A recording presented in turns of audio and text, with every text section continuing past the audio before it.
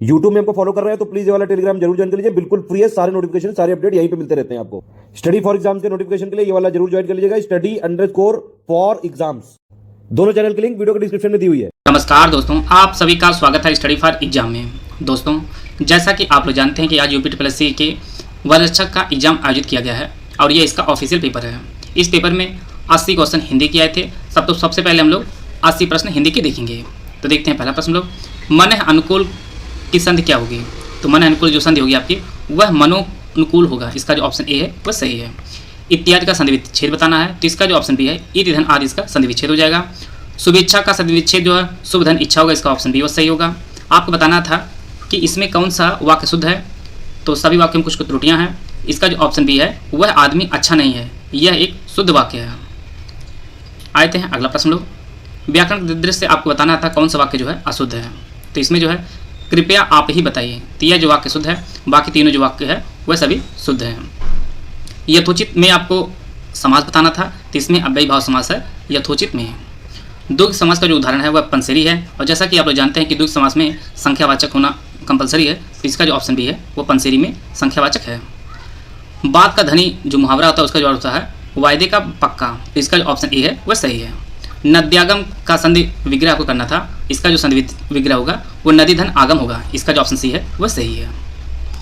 पशु चल रहे हैं, इस वाक्य में पशु की संज्ञा बतानी थी, तो यह जो जातिवाचक संज्ञा है इसका जो ऑप्शन बी है वह सही है। यहाँ पे आपको पहचानना था कौन भाववाचक संज्ञा है, तो मित्रता जो है यह एक भाववाचक संज्ञा है। पराधीन में आपको उपसर्ग बताना था, तो पराधीन में आपका पर उपसर्ग है। अनुगामी में आपको उपसर्ग बताना है, इसमें जो है अनु उपसर्ग लगा हुआ है अनुगामी में। मिलाप में प्रत्यय बताना था, और जैसा कि आप लोग जानते हैं कि प्रत्यय जो है शब्द के पीछे लगती है और उपसर्ग जो है वो शब्द के आगे लगता है, तो इसका जो ऑप्शन ए है आप जो है मिलाप में प्रत्यय लगा हुआ है। इसी प्रकार से बंगाली जो शब्द है इसमें प्रत्यय आपको बताना था, इसमें ई प्रत्यय लगा हुआ है। उसका भाई खेलता है, इसमें सर्वनाम आपको पहचानना है, तो यह जो है संबंधवाचक सर्वनाम है। यहाँ पर भी आपको प्रश्नवाचक सर्वनाम कौन नहीं हुआ आपको पहचानना है, तो इसका जो ऑप्शन सी है उसको जो शब्द है यह एक प्रश्नवाचक सर्वनाम नहीं है। बाकी कब, किन्हें और कहाँ जो है सभी प्रश्नवाचक सर्वनाम है।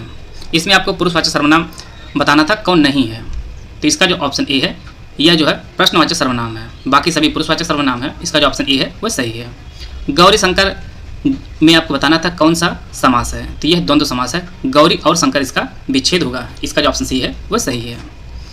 यहाँ पर आपको बताना था द्रव्यवाचक संज्ञा कौन सी है, तो चमड़ा जो है यह द्रव्यवाचक संज्ञा है, इसका जो ऑप्शन सी है वह सही है।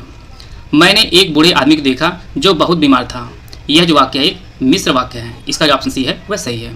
प्रेमचंद की कृति कौन नहीं, आपको यही ध्यान देना हमेशा कि इसमें नहीं पूछा या कौन है वह पूछा है। तो इसमें जो है कर्मभूमि, मानसरोवर और शतरंज की खिलाड़ी सभी प्रेमचंद जी की कृतियाँ हैं। मैला आंचल प्रेमचंद की कृति नहीं है। आप लोग कौन बात बताइएगा कि मैला आंचल किसने लिखी है। आना जाना में अपेक्षित विराम चिन्ह कौन सा होगा, तो इसमें योजक विराम चिन्ह होगा और कुछ इस प्रकार का वो बन जाएगा।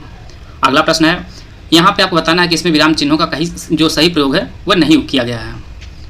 तो यहाँ पे आप देख रहे होंगे क्या लगा हुआ है, तो यहाँ पे इसका क्वेश्चन मार्क लगाना जरूरी था, इसलिए जो है यह ऑप्शन सही हो जाएगा। इसका जो तीसरा ऑप्शन सी वाला ऑप्शन वह सही है। परिपत्र जारी किया जाता है संबद्ध और अधीनस्थ कार्यालयों के साथ पत्राचार करने के समय, तो इसका जो ऑप्शन ए है वह सही है। शायद कल निकुंज यहाँ आए, इसमें आपको बताना है यह किस वाक्य का उदाहरण है, तो यह संदेहवाचक वाक्य है, इसका जो ऑप्शन बी है वह सही है। तो शायद वर्ड जो लग गया है तो यह संदेह पैदा कर रहा है, इसका जो ऑप्शन बी है वह सही है। गीता ने कहानी लिखकर पुरस्कार प्राप्त किया, तो यह एक साधारण वाक्य सरल वाक्य है, इसका जो ऑप्शन ए है वह सही है।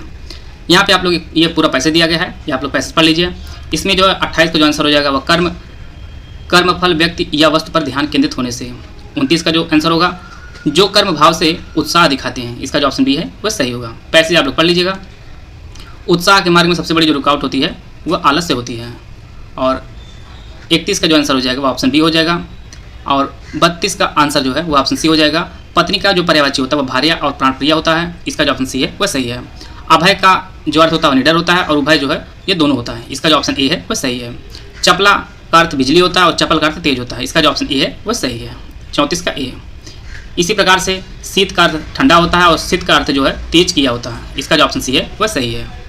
यूपीटीपीएससी पीटी वाले ये वीडियो जरूर देख लें, क्योंकि भिन्नार्थक संस्कृत जो युग्म है ये सभी जो सिलेबस में यूपीटीपीएससी डाला गया है, आप लोग जरूर इसको देख लीजिएगा। और इसकी जो पीडीएफ में Telegram group study for exam में शेयर करूँगा, आप लोग वहाँ से लेकर इसका रिवीजन भी कर लीजिएगा। आपको यहाँ बताना है कौन सा युग्म विलोम युग सही है, तो कर्म का जो विलोम निष्ठुर होता है, इसका जो ऑप्शन ए है वह सही है। केंद्रित में इत प्रत्यय है और अधिकता में त प्रत्यय है, इसका जो ऑप्शन सी है वह सही है। अली शब्द का अनिकार्थी क्या होगा? तो अली का अनिकार्थी होगा आपका भंवरा होगा और कोयल, इसका जो ऑप्शन ए है वह सही है। यह अली अली जो प्रश्न समश्रुत भिन्नात्मक जो शब्द होते हैं उनमें यह प्रश्न कई बार पूछा गया है आयोग के प्रीवियस ईयर पेपर में। यहाँ पे आपको बताना था कौन सा जो शब्द है वो वर्तनी सही है किस शब्द की। तो विधाता जो शब्द है वह सही है। यहाँ पे सर्वश्रेष्ठ ठा हो जाएगा और यहाँ पे छोटी ई की मात्रा हो जाएगी भूमिगत में।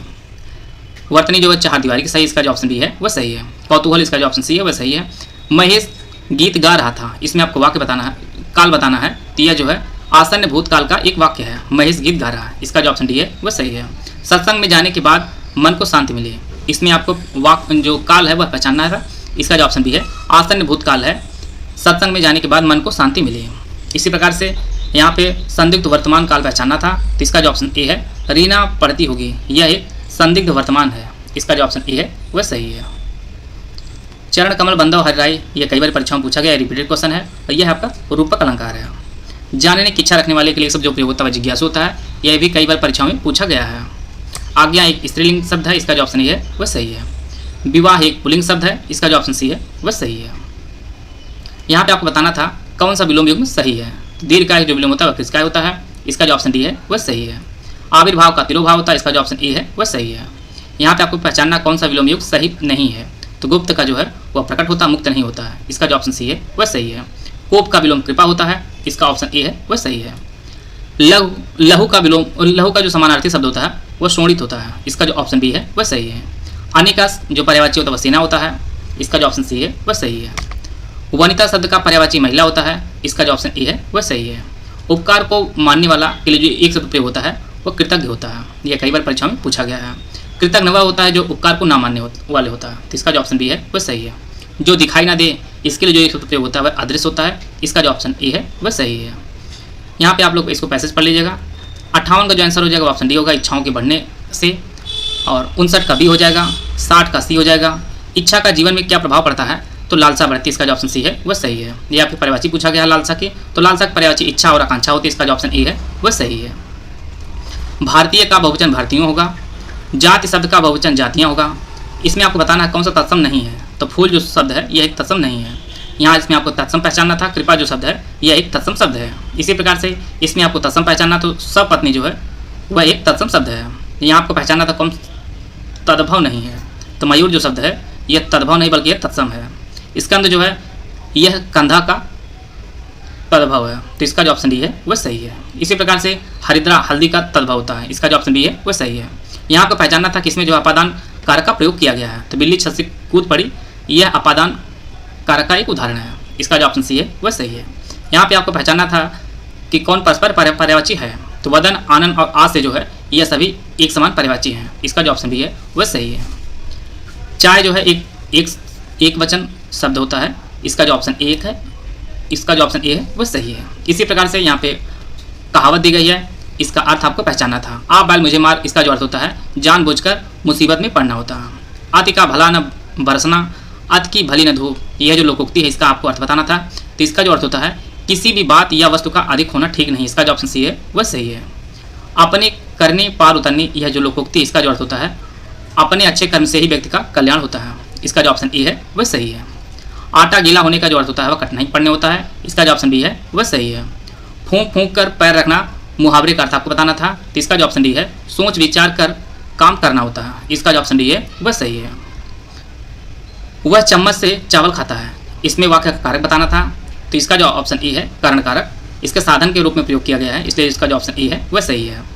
गहने अलमारी में है, इसमें आपको बताना था अलमारी में पद में कारक कौन सा है, तो ये आपका अधिकरण कारक है, तो इसका जो ऑप्शन बी है वह सही है। इस प्रकार हम लोग यूपीटीपीएससी अनुच्छेद के पेपर का जो 80 प्रश्न हिंदी के पूछा गया है उसके हम लोग आंसर की देख लिए हैं।